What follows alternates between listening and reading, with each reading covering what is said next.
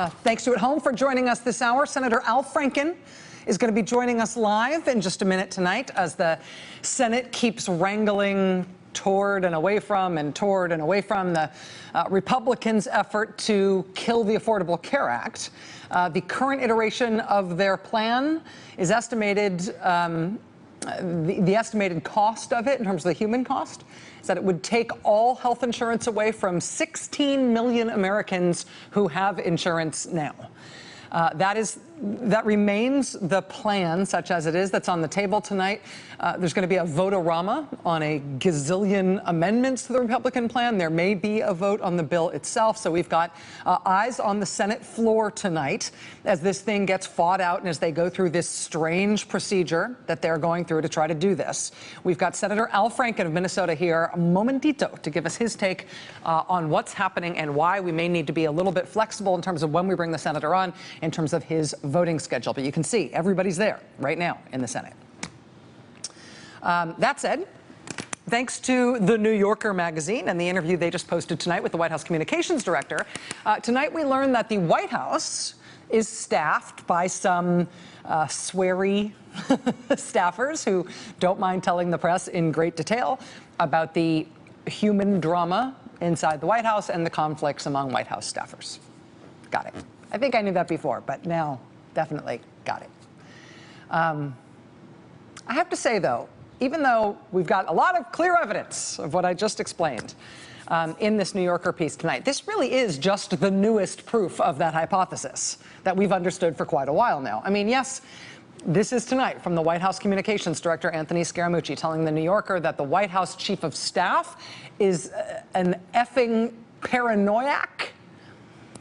Saying the White House chief strategist, Steve Bannon, is someone who performs an anatomically difficult but apparently not impossible act upon himself, which suggests metaphorically that he is more interested in his own self than in serving the president. At least I think that's what that means. I'm not super familiar with all the implications of the numerous genital metaphors that were employed here, so I might have gotten some of that wrong. I might be not the best equipped person to understand all the different ways he talked about all the different things Steve Bannon is doing to himself.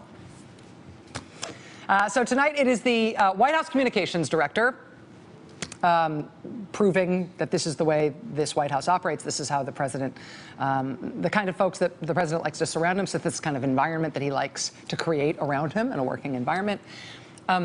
These comments tonight from the White House communications director, these are just the latest iteration of this, though, which I think is worth appreciating. I mean, before this stuff tonight from the communications director, it was the president's then personal lawyer and top political advisor, Michael Cohen.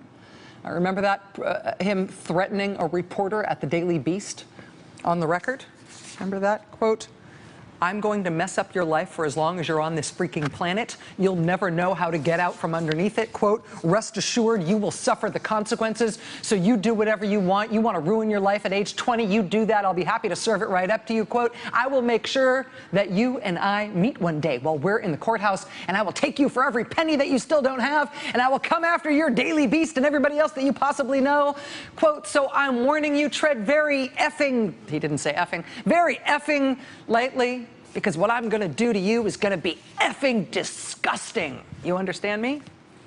Right, that was already on the record from the president's then top political advisor and personal lawyer, Michael Cohen.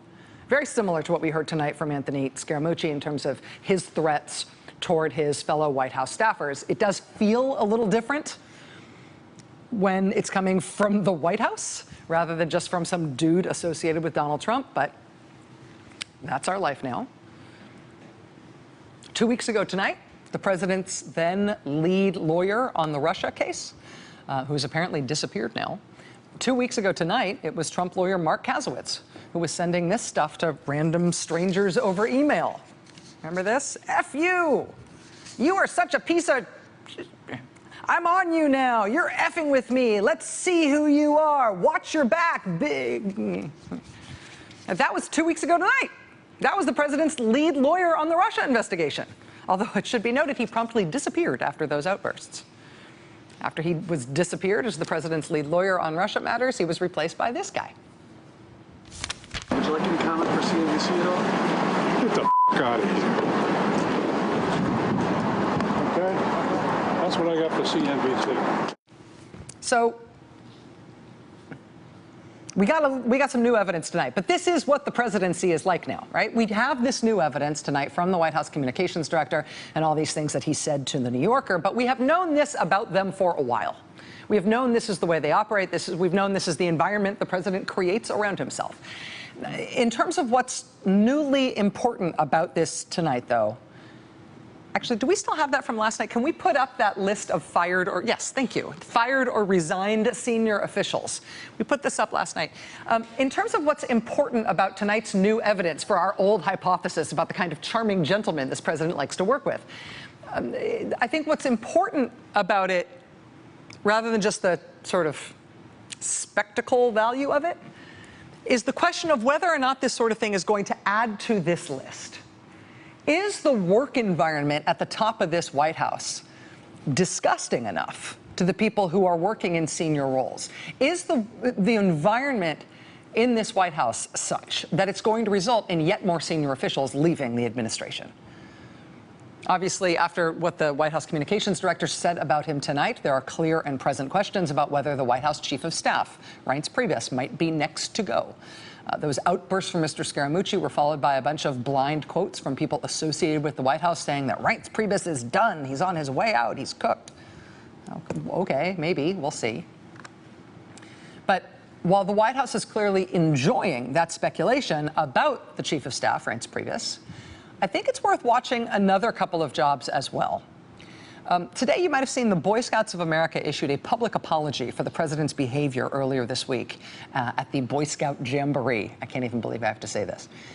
It is comically unthinkable that the president of the United States would behave so inappropriately at a speech before the Boy Scouts that the Boy Scouts would have to apologize and reconsider their age-old tradition of inviting the president to address the Jamboree. But again, that happened. This is our life now. One cabinet official, though, who we haven't heard much from since then is the very recent president of the Boy Scouts of America. Their past national president is Secretary of State Rex Tillerson. And while I think there are a lot of reasons why Rex Tillerson is in the job of Secretary of State, it's also not impossible that the culture and environment of this White House, including the behavior of this president himself, may be rising to levels that Rex Tillerson finds objectionable on a personal level. If Secretary Tillerson does surface anytime soon, he will at least be expected to put that possibility to rest if it's not true. Also keep an eye on another cornerstone of the cabinet, James Mattis, the Secretary of Defense. The president this week waited until James Mattis was on vacation, until he announced for him to announce this major controversial disruptive policy change for the military, the president wanting to suddenly ban transgender troops from serving, even though thousands of transgender troops are serving on active duty right now. Defense Secretary James Mattis has been silent on the president's announcement of that policy change since the president said it, even as, one by one, the service chiefs have started to announce that basically they're not going along, not at least until they get further direction. So, yes, it is worth noticing, I think, that the White House seems to be in meltdown mode in terms of its senior staff. They at least appear to be in tantrum mode. I think we shouldn't necessarily see that as surprising, given what we knew before tonight about the kind of charming culture Mr. Trump creates around himself and his behavioral expectations for the people who work around him. I do think it's worth keeping this long list of firings and departures in mind, though, and keeping eyes open for more high-profile resignations or firings as the White House and the upper levels of the administration really continue to tremble and the infighting is put on display for everybody's pleasure. Swearing insults aside, though, here's what I'm most focused on tonight. Do you remember that when James Comey testified in the Senate about the president firing him and the president pressuring him to stop the Russia investigation? Remember the president, he said, pressured him to lift the cloud of the Russia investigation that was looming over the Trump presidency. When James Comey testified about that, he testified that he contemporaneously shared that information. He described his interactions with the president and the president's words to him with senior people at the FBI.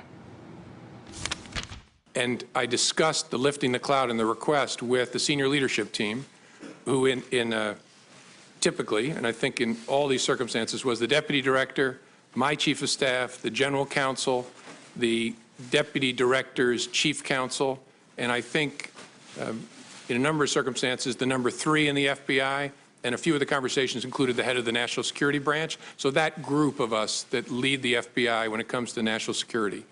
That group of us that lead the FBI when it comes to national security, that's the group of people, the group of senior FBI officials he clued in contemporaneously to what the president was doing, leading up to firing him after pressuring him to stop the Russia investigation.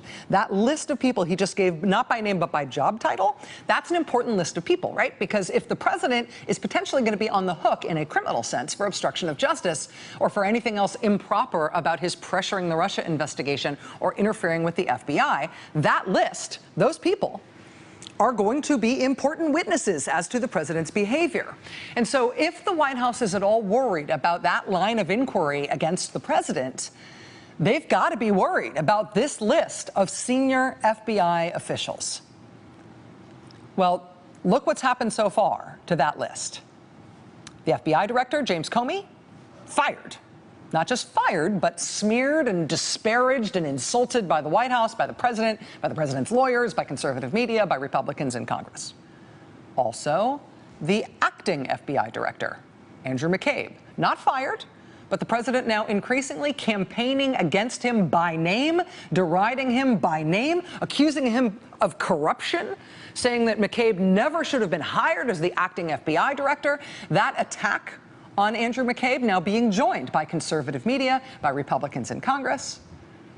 And now, tonight, a conservative news source, one that's owned by Sinclair Broadcasting, which is emerging as kind of the successor to Breitbart News as the main pro-Trump media outlet on the right, they are reporting as of tonight that a third person on this list, the FBI general counsel, another one of these senior officials on this very short list, this right-wing media outlet, Circa, is reporting tonight that, quote, FBI General Counsel James A. Baker is purportedly under a Department of Justice criminal investigation, saying that he leaked national security information. Now, we have no way of knowing if that reporting is true. The FBI wouldn't comment to us about it. The DOJ wouldn't comment to us about it. Our efforts to do our own reporting about this were not met with any confirmation one way or the other. It is possible that the front page of this pro-Trump conservative media outlet looking like this tonight, exclusive top FBI lawyer allegedly under investigation for leaking classified information, right, and the picture of him and everything. It's possible that the front page of Circa looking like this tonight is just a brushback. It's just designed to make the FBI general counsel think that maybe he potentially is under criminal investigation. Or it's possible that this Trump-connected news outlet is right, and they've got a source in Jeff Sessions' Justice Department who told them about this criminal investigation. And when Jeff Sessions said in the last couple of days that he was about to make an announcement soon about leaks to the media, maybe what he's going to announce is that he suspects the FBI general counsel is a leaker, just like Comey is a leaker. But either way, right, whether it's just a pro-Trump conservative media threat or whether it's a true report of a real criminal investigation launched by Sessions in the Justice Department, this means that of the 6 potential witnesses against the president, in terms of his firing of the FBI director and what that FBI director says were the president's totally out of bounds request to shut down the Russia investigation before that firing, of the 6 men on that witness list, 3 of them are now in the barrel. The director, Comey, fired. The acting director, McCabe, smeared and disparaged daily by the president. Now the top lawyer at the FBI, Baker, at least threatened, if not under investigation by Sessions at the Justice Department. If the FBI investigation into the president, now led by the special counsel, if that is the biggest threat to this presidency, then not just the special counsel, but the FBI must at least be discredited, disparaged, taken apart, or somehow scrambled by this White House. And it appears that's what they're working on now.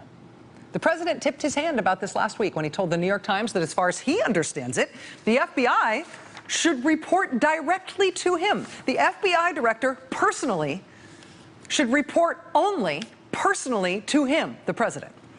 Immediately after saying that, the president immediately enthused about how excited he is about this new FBI director he has nominated, apparently with that understanding of how the FBI director will henceforth be employed. That is a huge, hardcore thing for the president to be proposing, because the FBI is part of the Department of Justice and is kept independent of the presidency and the White House for a reason. Are they really going to undo that? Are they really going to put the FBI under the president, reporting only to him? The president says that's what he's going to do. And he says he's excited about his new FBI director. Unless and until the president makes that kind of a radical change, which he now says he's going to make, unless and until that happens, the FBI still reports to the Justice Department, to the Attorney General at the Justice Department. Of course, this Attorney General is recused from many investigations related to the presidential campaign, including the Russia investigation. Attorney General Sessions has been the subject of days and days of public abuse from the president, who started criticizing him in that New York Times interview for having recused himself from the Russia matter. But the president hasn't stopped criticizing him about that since. If the president does find a way to replace Jeff Sessions, or if Jeff Sessions somehow figures out a way to unrecuse himself from the Russia investigation, since apparently that's the president's beef, well, it's interesting. What could happen then? Charlie Savage at the New York Times today lays out what an unrecused attorney general could do to try to shut down Mueller and the FBI's investigation. Quote, an attorney general who is not recused from the Trump-Russia investigation could fire Mr. Mueller, either by declaring that Mr. Mueller has overstepped in some way, or by changing Justice Department regulations to eliminate the rules protecting special counsels. And then once he's gotten rid of those rules, he could fire him thereafter for any reason he wants to. Or an unrecused attorney general could declare that, you know what, the regular Justice Department can handle this investigation after all. We don't need a special counsel. An unrecused attorney general could just disband Bob Mueller's staff. Or he could direct Mueller's investigators to swiftly wrap up their work, get this done, you're done. Or he could tell them to narrowly interpret their jurisdiction by, say, calling it off limits to investigate whether the president firing James Comey might have been an obstruction of justice. If any of that is going to happen, the FBI and the FBI's investigation of the Trump campaign and Russia needs to be discredited as much as possible. And so watch those forms of pressure. We saw a number of those forms of pressure emerge today. We're watching this short list of high-ranking FBI officials who apparently were able to corroborate James Comey's testimony, who could potentially be witnesses here in an obstruction of justice probe against the president. We are watching already as politically they are getting picked off. And we don't know where this thing with publicly berating the Attorney General's recusal from the Russia investigation is going.